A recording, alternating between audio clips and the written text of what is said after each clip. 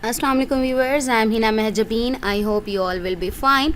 आज मैं आपके साथ शेयर करने वाली हूँ CS604 ऑपरेटिंग सिस्टम की असाइनमेंट नंबर 3 का idea solution. But idea solution share करने से पहले अगर आप मेरे चैनल पर न्यू हैं देन प्लीज़ मेरे चैनल को सब्सक्राइब कर दें और बेल आइकन को क्लिक करना मत भूलिएगा ताकि upcoming lectures, different assignment, idea solutions के नोटिफिकेशन आप तक पहुँच जाएँ। लाइक भी कीजिएगा, शेयर भी कीजिएगा।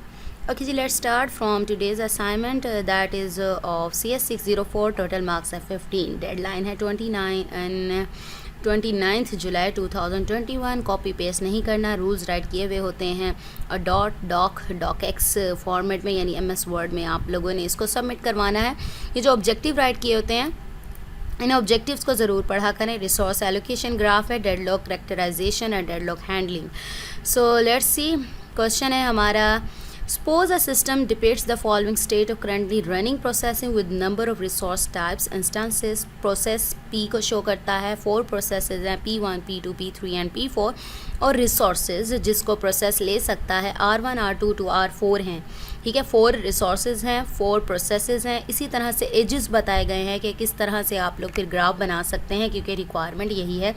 तो P1 ये एरो है, R1 इस तरह से अरेंजमेंट दी हुई है, इसके बारे में मैं बाद में आपको बताती हूँ। रिसोर्स इंस्टेंसेस हैं यानी कितने इंस्टेंस ये कैरी करता है। 1 इंस्टेंस और रिसोर्स टाइप यानी R1 में 1 इंस्टेंस है, 2 इंस्टेंसेस हैं R2 में, 3 में भी 1 है, 4 में भी 1 है। सिर्फ यहाँ पर 2 इंस्टेंसेस हैं इसके पास यानी जो कि वो शेयर कर सकता है। नेक्स्ट है प्रोसेस स्टेट्स क्या हैं, इसके अकॉर्डिंग ही आपने अपना ग्राफ ड्रॉ करना है। Process P1 is holding an instance of R2, hold किया हुआ है यानी होल्डिंग की बात कर रहा है। यहाँ P2 इज़ होल्डिंग, ठीक है, होल्ड किया हुआ है यानी असाइन किया गया है उसे रिसोर्स R2। तो रिसोर्स R2 है, इज़ वेटिंग, जबकि वेट कर रहा है किसके लिए, वो वेट कर रहा है रिसोर्स R1 के लिए यानी रिसोर्स। मैं आपको ये हैंड आउट्स में भी दिखा दूँ। इसी तरह से process 2 is holding an instance of R1 and 2 यानी 2 को क्या कर रहा है, होल्ड करता है यानी P2 दोनों को असाइन यानी R1 और R2 दोनों असाइन कर रहा है और वेट कर रहा है इंस्टेंस के लिए, किसके, R3 के लिए। ये मैं हाईलाइट कर रही हूँ। इसी तरह से प्रोसेस जो P3 होल्डिंग इंस्टेंस है, R3 और वेटिंग, इस तरह से ये सारे प्रोसेसेस हैं। कंसीडर क्या करना है आपने, ये सारी स्टेट्स जो इन्फॉर्मेशन आपको गिवन है, consider the above system state, you are required to draw the resource allocation graph. आपने क्या ड्रॉ करना है, resource allocation graph state that either system is in safe state और not. Briefly justify your answer. आपने पहले तो resource allocation graph draw करना है, फिर आपने बताना है कि ये सेफ स्टेट में है या नहीं है यानी इसमें डेडलॉक पाया जा रहा है या नहीं। तो ब्रीफली जस्टिफाई करना है योर आंसर को। नेक्स्ट पार्ट है एलोकेशन मैट्रिक्स, जो आपके जो ग्राफ ड्रॉ करेंगे उसका एलोकेशन मैट्रिक्स ड्रॉ करना है, देन नीड मैट्रिक्स ड्रॉ करना है। फर्स्ट हमारा जो है रिसोर्स एलोकेशन का, उसके लिए थोड़े से बेसिक स्टेप्स हैं वो मैं आपको बता देती हूँ। ये है page number according to PDF file मैंने ओपन की हुई है, 132 पेज है रिसोर्स एलोकेशन ग्राफ, ठीक है। और रिसोर्स एलोकेशन ग्राफ मैं इसको ये हाईलाइट कर देती हूँ, ठीक है। तो इसमें यह है जो सर्कल होता है उसको हम किस लिए यूज़ करते हैं, जो सर्कल है उसको प्रोसेस, अगर मैंने जो भी प्रोसेस जो कि P1, P2, P3, P4 दिया हुआ है वो सर्कल यूज़ करूँगी। इसी तरह से जो इंस्टेंसेस हैं, ये जो सर्कल्स हैं या ब्लॉक्स हैं छोटे छोटे, तो या तो सर्कल यूज़ कर सकते हैं या ब्लॉक्स यूज़ कर सकते हैं आप इंस्टेंसेस को शो करवाने के लिए। PI यानी प्रोसेस का नेम होगा यानी ये प्रोसेस को शो करेगा। अच्छा ये देखें, डायरेक्शन देखें एरो की, जब सर्कल से इस रेक्टेंगल की साइड पर आप, ये जो सर्कल है ये किसको शो करता है, प्रोसेस को, और ये जो पूरा बड़ा रेक्टेंगल है ये रिसोर्स को शो करता है। PI का मतलब है आई की जगह कोई भी प्रोसेस P1, P2, P3 हो सकता है रिक्वेस्ट इंस्टेंस ऑफ RJ यानी P1 P प्रोसेस रिक्वेस्ट, अगर तो एरो की डायरेक्शन P से इस रेक्टेंगल यानी रिसोर्स की साइड पर होगी यानी ये रिक्वेस्ट कर रहा है कोई ना कोई रिसोर्स इंस्टेंस किसी भी रिसोर्स का।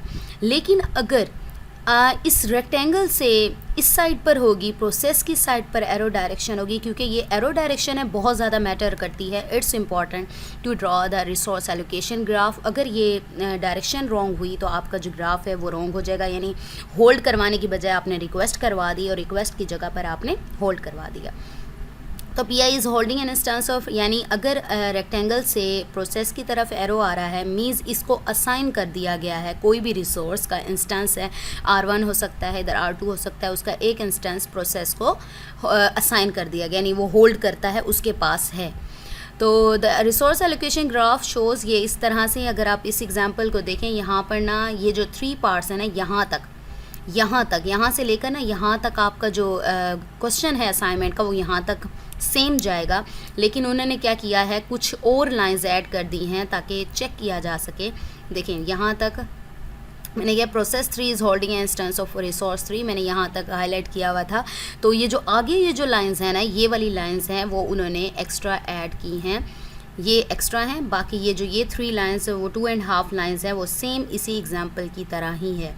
तो थोड़ी सी हेल्प मिल जाएगी आपको। यहाँ पर ग्राफ भी ड्रॉ किया हुआ है। नेक्स्ट उसने बताया हुआ भी है कि डेडलॉक सिचुएशन में कब होता है। Given the definition resource allocation graph, it can be shown that if the graph contains no cycles, then no process is deadlocked. अगर इसमें कोई साइकिल नहीं है, मैं साइकिल का भी बताती हूँ, तो वो डेडलॉक सिचुएशन में नहीं है। लेकिन अगर उसमें साइकिल है, साइकिल कंटेन करता है, तो 2 सिचुएशंस हैं। ज़रूरी नहीं है कि वो डेडलॉक सिचुएशन में मस्ट है कि ऑलवेज होगा, मस्ट नहीं है, may be in deadlock situation. If only one instance पर रिसोर्स टाइप देन अ डेडलॉक एग्जिस्ट। एक इंस्टांस है और दोनों मांगने पे लगे हुए हैं। इस सेवरल इंस्टांसेस पर resource type possibility of deadlock exist, के ज़्यादा रिसोर्सेज हैं, जैसे यहाँ पर 2 और यहाँ पर 4 बताया हुआ, तो तब भी डेडलॉक एग्जिस्ट करता है। अगर साइकिल इस तरह से बनता है, यानी एक पॉइंट से अगर मैं स्टार्ट करूँ R1 से, इस रिसोर्स से स्टार्ट करूँ, फिर मैंने इसी पॉइंट पर ही आना है। सपोज़ करें R1 से स्टार्ट किया P2 से, लेकिन यहाँ पर नहीं जा सकती, ठीक है। तो इस तरह से आप स्टार्ट करते हुए और यहाँ पर ले आ सकते हैं, लेकिन यहाँ पर नहीं बन रहा सर्कल।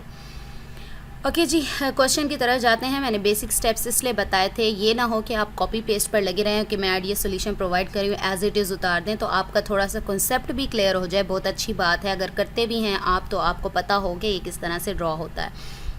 चलें यहाँ पर देखते हैं पहले P1 to R1। मैंने डायग्राम में ये भी राइट किया हुआ है कि होल्ड कर रहा है या फिर वेट कर रहा है, तो ये सिर्फ आपको समझाने के लिए, आप चाहें तो इसको राइट करें, चाहें तो इसको राइट ना करें। फर्स्ट हमारा था 4 प्रोसेसेस की बात की थी और रिसोर्सेज भी 4 थे। आप किसी भी, ज़रूरी नहीं है आप इसी मैनर में अरेंज कर लें, आप किसी भी मैनर में वे में अरेंज कर सकते हैं, आगे पीछे लिख लें, लेकिन ये है कि आपने इसको करना है। तो मैंने थोड़ा सा हैंड आउट्स का जो वे है उसी को ही किया, R1 R3 R2 इस तरह से, और प्रोसेसेस को अरेंज कर दिया है। आप इसको राइट करें। देन आपने क्या करना है, देखें P1 से R1 मैंने आपको बताया, P1 से प्रोसेस से P1 से R1 की साइड, P1 से R1 की साइड, P1 से R1 की साइड। तो मैंने यहाँ पर क्या बताया था, ये होल्ड कर रहा है, ये वेट कर रहा है। P1 से यानी प्रोसेस से, P1 से ये देखो रिसोर्स रिक्वेस्ट कर रहा है, देखा। P से यानी कोई भी प्रोसेस आई की जगह हो सकता है, वो किसकी तरह रिसोर्स टाइप की साइड पर कर रहा है, तो मीन्स ये रिक्वेस्ट कर रहा है।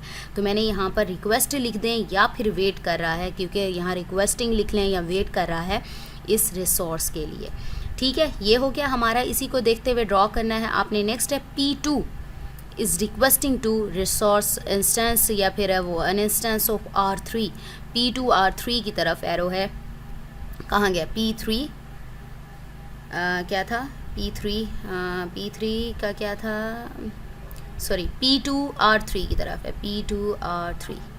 P2 किसका है, देखें P2 का एरो आ जाएगा R3 की तरफ। वही बात आ गई कि अगेन प्रोसेस से रिसोर्स की टाइप तरफ है या फिर उसकी साइड पर है, तो मींस प्रोसेस P2 1 इंस्टेंस के लिए रिक्वेस्ट कर रहा है किस रिसोर्स से, R3 से, ठीक है। ये हो गया, P2 वाला हो गया हमारा। देन आपके पास आ गया P3 रिक्वेस्ट कर रहा है किससे, R4 से, P3 R4 से, P3 रिक्वेस्ट कर रहा है R4 से, यानी ये इसका 1 इंस्टेंस चाहता है।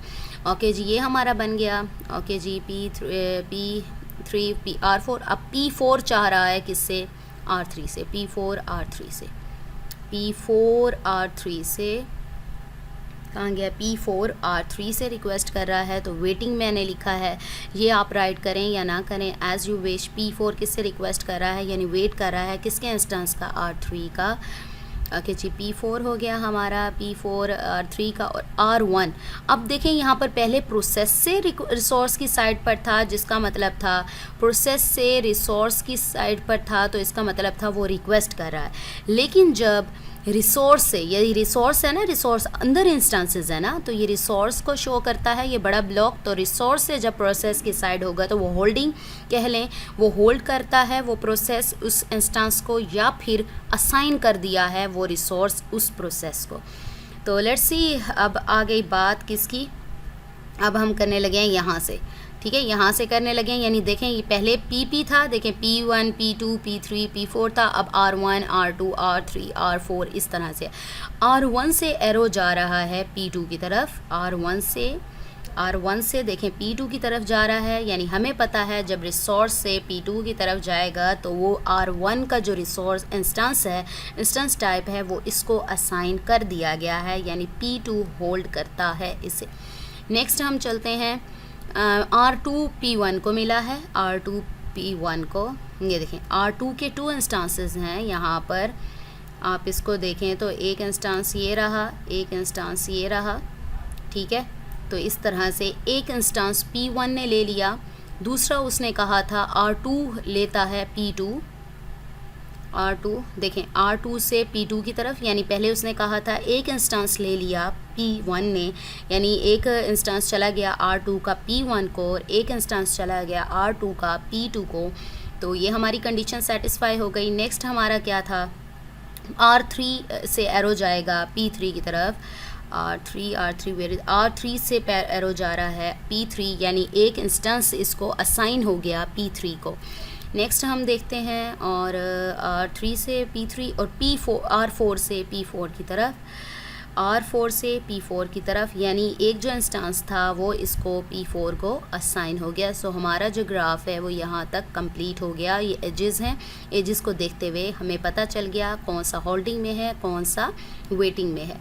तो वेटिंग का मतलब है ये रिक्वेस्ट कर रहा है, होल्डिंग का मतलब है ये असाइन किया गया है, यानी ऑलरेडी रखता है इसका, जिससे यानी रिसोर्स 1 का R1 का जो इंस्टेंस है वो इसको असाइन कर दिया गया है, जबकि ये दूसरे R3 के रिसोर्स यानी इंस्टेंस का वेट कर रहा है। तो हमने ये भी बताना था कि ये सेफ़ स्टेट में है या नहीं है। अच्छा, मैं आपको बता दूं, अभी मैंने आपको बताया था अगर तो आपका जो ग्राफ है वो साइकिल रखता है तो हो सकता है कि आपका जो ग्राफ है वो सेफ़ स्टेट में ना हो, लेकिन कंपल्सरी नहीं है, नॉट ऑलवेज़, ठीक है। हो सकता है समटाइम्स, और 2 कंडीशंस भी दिखाई थी मैंने आपको। अगर तो साइकिल्स नहीं हैं, कोई साइकिल एग्जिस्ट नहीं करता, तो आपका डेडलॉक एग्जिस्ट नहीं करेगा, यानी सेफ स्टेट में है। लेकिन अगर एक भी साइकिल एग्जिस्ट करता है तो फिर हो सकता है कि आपका जो ग्राफ है वो डेडलॉक कंडीशन में हो।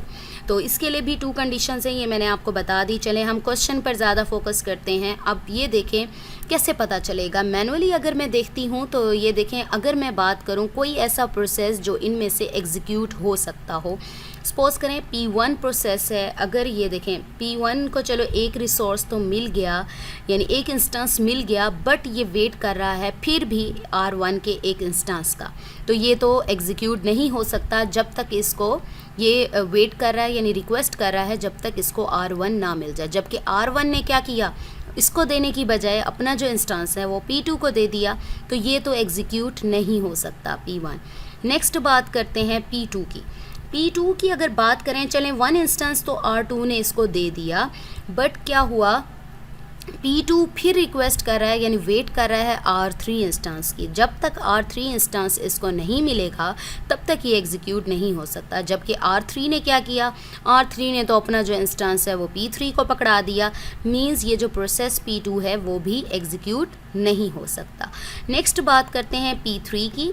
P3 पर आएँ, यहाँ पर देखें, अगर मैं बात करूँ यहाँ से R3 ने तो चले इसे इंस्टेंस अपना पकड़ा दिया, लेकिन ये आगे फिर एक इंस्टेंस R4 के इंस्टेंस का वेट कर रहा है। जब तक इसे R4 का इंस्टेंस नहीं मिलता तब तक ये एग्जीक्यूट नहीं कर सकता। जबकि R4 ने अपना जो इंस्टेंस था वो तो पकड़ा दिया P4 को, तो क्या हो गया, P3 जो है वो भी एग्जीक्यूट नहीं कर सकता। चलें जी, P1 एग्जीक्यूट नहीं कर सकता, P2 एग्जीक्यूट नहीं कर सकता, P3 एग्जीक्यूट नहीं कर सकता। नेक्स्ट बात करते हैं P4 की। चलें P4 को चलें, R4 ने यानी रिसोर्स 4 का जो इंस्टेंस है वो तो मिल गया यानी होल्ड करता है, बट इसने फिर वेटिंग में लगा हुआ है यानी रिक्वेस्ट करने लगा है R3 से कि भाई मुझे अपना इंस्टेंस दे दो, लेकिन जब तक R3 इंस्टेंस नहीं मिलेगा तब तक ये एग्जीक्यूट नहीं हो सकता, यानी इसकी जो नीड है वो कंप्लीट नहीं हो सकती। जबकि R3 ने तो ऑलरेडी अपना जो इंस्टेंस है वो P3 को होल्ड करवा दिया है यानी असाइन कर दिया है, तो ये भी अपनी रिक्वेस्ट यानी नीड को कंप्लीट नहीं कर सकता। सो क्या हो गया, ये प्रोसेस भी एग्जीक्यूट नहीं हो सकता। यानी इन सब में से कोई भी प्रोसेस एग्जीक्यूट नहीं हो सकता, कोई एक तो एग्जीक्यूट हो जाता तो हम किस में है, यानी होल्ड एंड वेट कंडीशन लगी हुई है। डेडलॉक की अगर डेफिनेशन पढ़े तो होल्ड एंड वेट वाला वो जो सिचुएशन आ गई है, कोई भी प्रोसेस की कोई भी रिसोर्स है, किसी भी प्रोसेस की जो नीड है वो कंप्लीट नहीं कर पा रहा, तो ये हमारी कौन सी होगी, deadlock situation. This system is not in safe condition as it's in deadlock because no process can complete the request of processes for execution. Instead, all processes are requesting one resource to complete their request. Requesting one resource ना करें, क्योंकि one कह सकते हैं, one right करें या ना करें, इसको आप चेंज भी कर सकते हैं। एक सर्कुलर वेट, एक साइकिल की बात की थी। सपोज करें मैं यहाँ पर किससे स्टार्ट करूँ, ओके यहाँ से स्टार्ट करते हैं, P2 से स्टार्ट करूँ, क्या एक साइकिल बना रहा है। अगर मैं ना इधर से स्टार्ट करती तो ये देखें एरो की डायरेक्शन नहीं बनती। देखें P2 से अगर स्टार्ट करती हूँ R3 से फिर P3 से फिर ये देखें एरो की डायरेक्शन, देखें क्या आपका सर्कल बन रहा है, लूप बन रहा है। R4 से P4 से R3, देन R3 से P3, यानी आपका एक सर्कल साइकिल बन रहा है, यानी एक लूप कंप्लीट हो रहा है। होल्डिंग वेटिंग, तो एक साइकिल तो बन रहा है। एक तो ये पता चल गया हमें कि ये डेडलॉक सिचुएशन में एग्जिस्ट कर सकता है, ठीक है। तो एक साइकिल होने से तो पता चल गया, लेकिन हमें कंफर्म नहीं था, तो वो मैंने आपको बता दिया कि किस तरह से प्रोसेसेस एग्जीक्यूट नहीं कर सकते। So it's in deadlock condition. चलें जी, ये तो हमारा हो गया, ये मैंने बता दिया कि क्या है। ये मेरा आइडिया सॉल्यूशन है। आपको यूट्यूब पर बहुत सारे रिसोर्स एलोकेशन ग्राफ के बारे में लेक्चर्स मिल जाएंगे, आप उसको सुने, अपना जो कंसेप्ट है वो क्लियर करें। नेक्स्ट हमारा था एलोकेशन मैट्रिक्स आपने करना है। एलोकेशन मैट्रिक्स का ये है एलोकेट, जहाँ होल्डिंग लिखा हुआ है ना, होल्डिंग, ठीक है, ये जो होल्डिंग है ना ये एलोकेशन का है, यानी एलोकेट कर दिया, असाइन कर दिया। जहाँ होल्डिंग है ये उस एजेस की बात कर रहा है जी, ये होल्डिंग है। और जहाँ पर जब नीड मैट्रिक्स आप बनाएंगे तो उसमें वो एजेस काम आएंगे आपके जो वेटिंग लिखा हुआ है, यानी जो रिक्वेस्ट कर रहे हैं। जब आप रिमेंबर दिस थिंग, जब आप बात करेंगे एलोकेशन की तो आप होल्डिंग जो है, होल्डिंग वाले, या फिर मैंने आपको कहा था इसको असाइन भी कह सकते हैं, यानी एक इंस्टेंस असाइन हो गया P2 को, असाइन की बात कर लें या होल्डिंग एक ही बात है। जब यहाँ पर वेटिंग, या इसे रिक्वेस्ट भी कहते हैं या फिर इसे नीड भी कहते हैं, तो यहाँ वेटिंग, नीड या फिर रिक्वेस्ट की बात होगी, तो यहाँ पर वेटिंग की बात हो रही है, यानी यहाँ पर नीड मैट्रिक्स यानी वेटिंग जो एजेस हैं वो काम करेंगे। एलोकेशन मैट्रिक्स की बात है तो एलोकेशन के लिए होल्डिंग वाले जो एजेस हैं वो काम करेंगे। सो लेट्स सी आपने क्या करना है, एलोकेशन मैट्रिक्स प्रोसेसेस करें, एलोकेट या एलोकेशन मैट्रिक्स यहाँ पर राइट कर लें। कितने रिसोर्सेज हैं हमारे पास, R1 R2 R3 and R4 हैं। तो आपने क्या करना है, प्रोसेस P1 का देखें, R1 process P1, okay P1 की बात करते हैं। यहाँ पर होल्डिंग, मैंने कहा था एलोकेट की जब बात होगी तो एलोकेशन की बात हो रही है, होल्डिंग की बात हो रही है, तो कौन सा रिसोर्स इसको एलोकेट किया गया है। सो लेट्स सी कौन सा एलोकेट किया गया है। होल्डिंग कौन सा रिसोर्स कर रहा है, ये है R2, तो मैंने यहाँ पर R2 की जगह पर 1 लगा दिया।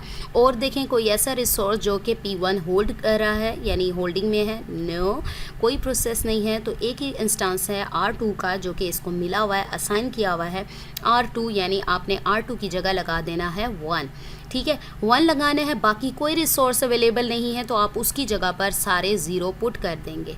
नेक्स्ट बात करते हैं P2 की। अब P2 के देखें कौन से होल्डिंग आ रहे हैं। देखिए P2 पर एक तो R1 का इंस्टेंस होल्डिंग में आ रहा है, और किसका, R1 का होल्डिंग में आ रहा है, और 2 का, यानी अवेलेबल हैं जो एलोकेट कर दिए गए हैं। एलोकेशन की बात हो रही है, यानी होल्डिंग यानी एलोकेशन हुई भी है उससे। तो एक होल्डिंग, एक ये हो गया और एक ये हो गया, यानी R1 एंड R2। तो R1 एंड R2 की जगह पर आप राइट कर देंगे 1 1, तो बाकी जो एलोकेट नहीं किए गए वो वहाँ पर आ जाएगा 0 0। अब P3 की बात करते हैं। P3 कौन कौन से होल्ड कर रहा है, यानी इसको एलोकेट किया गया है। एक तो R3 बस, ठीक है, R3 ही एलोकेट किया गया है यानी होल्ड करता है। देखिए और कोई एरो इसकी साइड नहीं है, होल्डिंग में है। तो ये हो गया हमारे पास R3 की जगह 1, बाकी हमारे पास क्या आ गए, 0 आ गए। इसी तरह से P4 की बात करें, P4 में P4 ये देखें यहाँ पर क्या होल्ड कर रहा है, सिर्फ R4 का 1 रिसोर्स है, इंस्टेंस है जो कि ये होल्ड कर रहा है, बाकी कोई एरो नहीं है इसकी साइड। तो R4 1 हो जाएगा, बाकी हमारे पास 0 हो जाएंगे। ठीक है, ये एलोकेशन यानी होल्डिंग या असाइन किए गए जो रिसोर्सेज थे प्रोसेसेस को, वो हमने मैट्रिक्स फॉर्म में यहाँ पर ड्रॉ कर लिया। नेक्स्ट हमारा था question, draw the need matrix. Need matrix की बात की है, मैंने अभी बताया था। नीड की जब बात करेंगे, वेटिंग, इसे रिक्वेस्ट भी कहते हैं, यानी ये प्रोसेस इस रिसोर्स के इंस्टेंस को रिक्वेस्ट कर रहा है।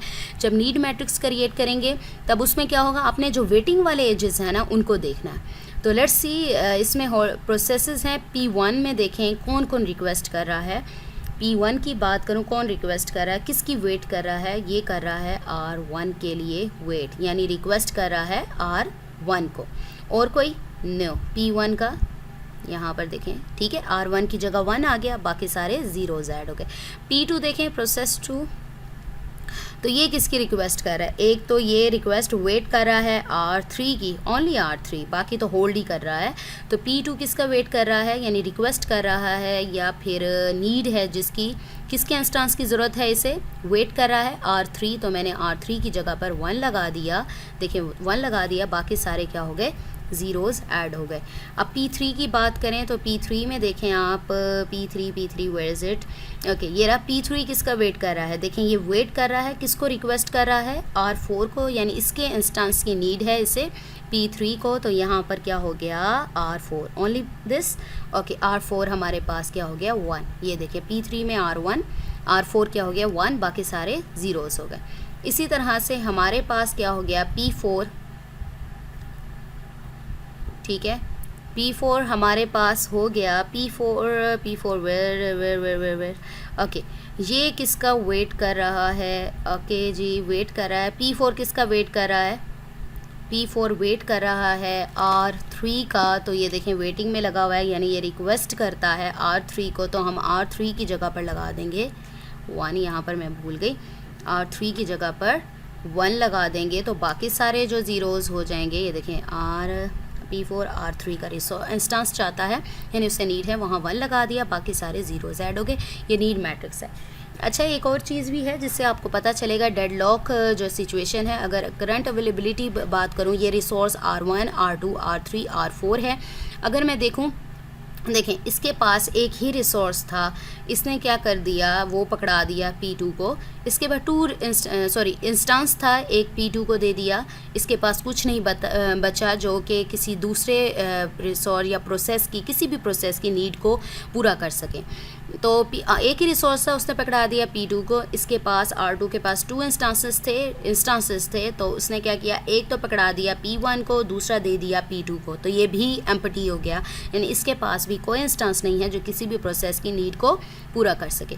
P3 की बात करूं, P3 ने क्या किया था, P3 के पास एक ही इंस्टेंस था जो कि R3 के पास एक ही इंस्टेंस था जो इसने दे दिया P3 को, और इसके पास भी कुछ नहीं बचा जो दूसरे किसी को दे सके कंप्लीट करने के लिए अपनी जो रिक्वायरमेंट है। देन P4 की बात करते हैं, या रिसोर्स R4 की बात करते हैं। इसके पास भी एक इंस्टेंस था जो इसने दे दिया P4 को, यानी जो कि देखें किसी भी रिसोर्स के पास कोई भी इंस्टेंस अवेलेबल नहीं है जो इनमें से किसी की भी नीड को जो रिक्वेस्ट किया हुआ है उसने पूरा कर सके, क्योंकि यहाँ पर 1 1 1 हमें चाहिए, यानी एक यहाँ एक यहाँ चाहिए, तो इनकी नीड पूरी हो सकती है। तो यहाँ पर R1 भी 0 है, R2 भी 0 है, R3 भी 0 है, R4 भी 0 है, यानी इनमें से किसी भी प्रोसेस, यानी P1 से P4 तक किसी भी प्रोसेस की जो नीड है उसको पूरा नहीं कर सकता कोई भी resource. So the given system is in deadlock condition. ये मेरा आइडिया सॉल्यूशन था। मैंने जो लेक्चर सुने उससे मुझे जो समझ आई मैंने आप लोगों को बता दी। आप ख़ुद भी इसके लेक्चर सुने और अपना जो कंसेप्ट है उसको क्लियर करें। ज़रूरी नहीं है आप इसी तरह से बनाएं, आप इनकी जो प्लेसेस हैं वो चेंज कर सकते हैं ताकि कॉपी पेस्ट ना आए, और इसको अपनी वर्डिंग में राइट कर सकते हैं। और भी लाइंस थी इसमें सर्कुलर वेट से रिलेटेड थी, आप इसमें ऐड कर सकते हैं या थोड़ा सा और एक्सप्लेन कर सकते हैं कि ये डेडलॉक सिचुएशन में है या सेफ़ नहीं है, या सेफ़ है तो क्यों है। मुझे अपनी दुआ में याद रखिएगा, अपना ख्याल रखिएगा। टेक केयर, अल्लाह हाफ़िज़।